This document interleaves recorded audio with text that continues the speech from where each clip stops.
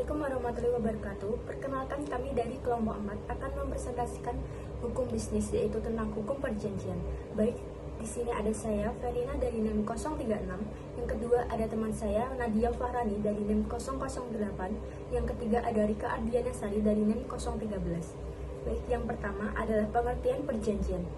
Perjanjian merupakan suatu peristiwa di mana seseorang berjanji kepada orang lain atau di mana dua orang itu berjanji untuk melaksanakan suatu hal. Dan selanjutnya akan diteruskan oleh teman saya.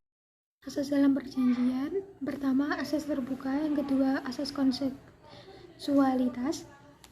Yang pertama asas terbuka ada dua. Yang pertama, hukum perjanjian memberikan kebebasan yang seluas-luasnya kepada masyarakat untuk mengadakan perjanjian yang berisi apa saja asalkan tidak melanggar UU, ketertiban umum dan kesusilaan. Yang kedua, sistem terbuka disimpulkan dalam pasal 1338 ayat 1. Semua perjanjian yang dibuat secara sah berlaku sebagai UU bagi mereka yang membuatnya. Yang kedua, asas konsensualitas. Pada dasarnya perjanjian dan perikatan yang timbul karena itu sudah dilahirkan sejak detik tercapainya kesepakatan.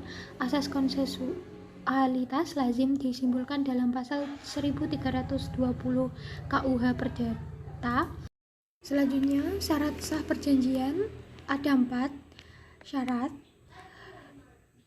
Pasal 1320 KUH Per. Yang pertama, sepakat untuk meningkatkan dirinya. Yang kedua, cakap untuk membuat suatu perjanjian. Yang ketiga, mengenai suatu hal tertentu. Yang keempat, suatu sebab yang halal. Perjanjian ada dua. Yang pertama, aspek kreditur atau disebut aspek aktif. A. Hak kreditur untuk menuntut supaya pembayaran dilaksanakan. Yang B. Hak kreditur untuk menggugat pelaksanaan pembayaran. C. Hak kreditur untuk melaksanakan putusan hakim. Yang kedua, aspek debitur atau aspek pasif terdiri dari A. Kewajiban debitur untuk membayar utang. B. Kewajiban debitur untuk bertanggung jawab terhadap gugatan debitur.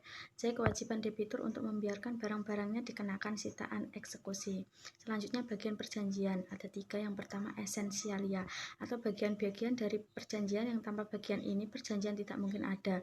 Harga dan barang adalah esensialia bagi perjanjian jual beli. Yang kedua, naturalia atau bagian-bagian yang oleh undang-undang ditetapkan sebagai peraturan-peraturan yang bersifat mengatur. Yang ketiga, accidentalia atau bagian-bagian yang oleh para pihak ditambahkan dalam perjanjian di mana undang-undang tidak mengaturnya.